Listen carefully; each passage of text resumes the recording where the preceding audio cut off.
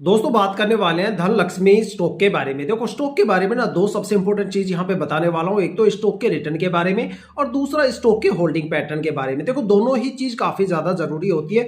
देखो किसी भी स्टॉक में अगर आप एनालिसिस करते हो तो और अगर आप ये दोनों चीजें अच्छे से समझ लेते हो कि भाई उस स्टॉक ने पिछले 5 सालों में क्या रिटर्न दिया है और उस स्टॉक का होल्डिंग पैटर्न क्या बनने वाला है और किसने होल्डिंग पैटर्न के ऊपर आपको इन्वेस्टमेंट करना चाहिए, तो भाई 80% तो एनालिसिस समझ लो आपने वहीं पे कर दी।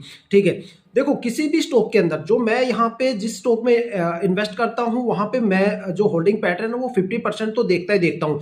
जिस स्टॉक में 50% होल्डिंग पैटर्न रहता है प्रमोटर का, उस स्टॉक में आपको इन्वेस्टमेंट करना चाहिए, क्योंकि उससे कम अगर होल्डिंग पैटर्न है तो वहां पे गिरावट के सिलसिले शुरू हो जाते हैं और वहां पे चिक चिक वाली प्रॉब्लम शुरू हो जाती है, स्ट्रेस वहां पे बढ़ जाता है। डीआईआई और एफआईआई को मैं इतना ज्यादा कंसीडर करता नहीं, क्योंकि स्टॉक मार्केट के अंदर जब भी गिरावट का सिलसिला शुरू होता है तो सबसे पहले एफआईआई वाले सोल्ड आउट करके निकल जाते हैं और गिरावट का सिलसिला वहां से शुरू हो जाता है, क्योंकि एफआईआई का मतलब होता है फॉरेन इन्वेस्टर्स। जब फॉरेन के अंदर गिरावट होती है तो उनको पता चल जाता है भाई इंडियन स्टॉक मार्केट में भी गिरावट होने वाली है, तो वहां के साथ साथ यहाँ पे सबसे पहले बिकवाली करना शुरू कर देते हैं और यहाँ पे गिरावट का सिलसिला शुरू हो जाता है। लेकिन जो प्रमोटर होते हैं वो काफी रिलायबल होते हैं, वो अपनी होल्डिंग को काफी धीरे धीरे रिलीज करते हैं, कंपनी के साथ वो चलते हैं। साथ में अगर पिछले 5 साल के अगर रिटर्न देखे जाए तो उनसे भी आपको एक आइडिया मिल जाता है भाई स्टॉक के अंदर किस किस टाइम ड्यूरेशन पे आपको अच्छा रिटर्न मिलता है, कहां पे गिरावट हो सकती है या कितना रिटर्न आपको स्टॉक में आने वाले टाइम में देखने को मिल सकता है। एक पैटर्न वहां पे आपको देखने को मिल जाता है। देखो हमारे स्टॉक मार्केट में ज्यादातर इन्वेस्टर्स ऐसे होते हैं जो या तो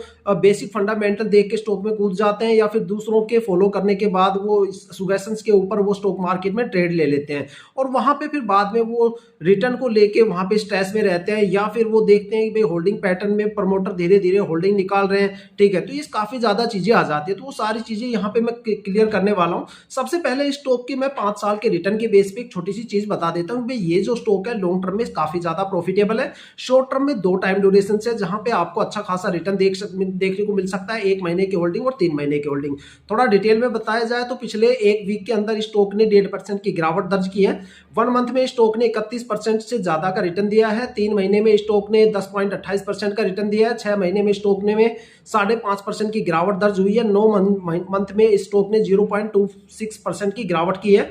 1 साल में स्टॉक में हमें 42% का रिटर्न देखने को मिला। 2 साल में स्टॉक में 117% का रिटर्न देखने को मिला और 3 साल में स्टॉक में करीब 199% का रिटर्न देखने को मिला। 4 साल में स्टॉक में करीब 229% का रिटर्न देखने को मिला और 5 साल में स्टॉक में 197% का रिटर्न देखने को मिला। देखा जाए तो 2 साल से लेकर 5 साल तक इसने इन्वेस्टर्स का पैसा डबल या 2 या 3 गुना के आसपास कर ही दिया। ठीक है, अब होल्डिंग पैटर्न की बात करें तो यहाँ पे देखो जो प्रमोटर की होल्डिंग है वो पूरी तरह से खत्म हो चुकी है। अब तक स्टॉक में अच्छे रिटर्न थे, लेकिन आने वाले